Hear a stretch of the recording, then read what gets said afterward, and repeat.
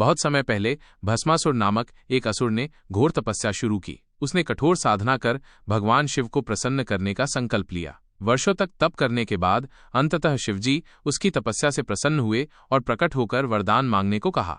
भस्मासुर अत्यंत चतुर था। उसने वरदान मांगा कि जिसे भी वो अपने हाथ से छुएगा वो तुरंत भस्म हो जाएगा। भोलेनाथ ने अपनी सहज दयालुता के कारण ये वरदान दे दिया, लेकिन वरदान मिलते ही भस्मासुर का मन अहंकार से भर गया। उसने अपनी शक्ति की परीक्षा लेनी चाहिए और छोटे जीवों, पेड़ों, यहाँ तक कि पर्वतों को भी छूकर भस्म करने लगा।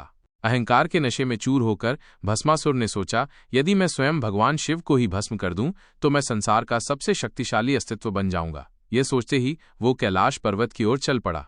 जब शिवजी ने देखा कि भस्मासुर उनकी ओर दौड़ रहा है तो वे समझ गए कि अब यह असुर अनियंत्रित हो चुका है। वे तुरंत वहां से भाग निकले और विष्णु भगवान से सहायता मांगी। भगवान विष्णु ने मोहिनी रूप धारण किया, एक अद्भुत सुंदरी जिसे देखकर कोई भी मोहित हुए बिना नहीं रह सकता था। मोहिनी रूप में भगवान विष्णु भस्मासुर के सामने प्रकट हुए और अपनी आकर्षक मुस्कान के साथ नृत्य करने लगे। भस्मासुर उनकी सुंदरता पर मोहित हो गया और उनके साथ नृत्य करने की इच्छा जताई। मोहिनी ने सहर्ष स्वीकार किया और एक जटिल नृत्य मुद्रा बनाई। भस्मासुर भी पूरी तन्मयता से उसकी नकल करने लगा। जैसे जैसे नृत्य आगे बढ़ा, मोहिनी ने धीरे धीरे भस्मासुर को वही मुद्रा बनाने के लिए प्रेरित किया जिसमें उसने अपने ही सिर पर हाथ रख लिया। बस फिर क्या था, शिवजी के दिए वरदान के कारण भस्मासुर खुद ही जलकर भस्म हो गया। इस प्रकार अहंकार और शक्ति के दुरुपयोग का अंत हो गया और भगवान शिव के आशीर्वाद से संसार एक बार फिर सुरक्षित हो गया। इस कथा से ये शिक्षा मिलती है कि शक्ति का अहंकार अंततः स्वयं के विनाश का कारण बनता है।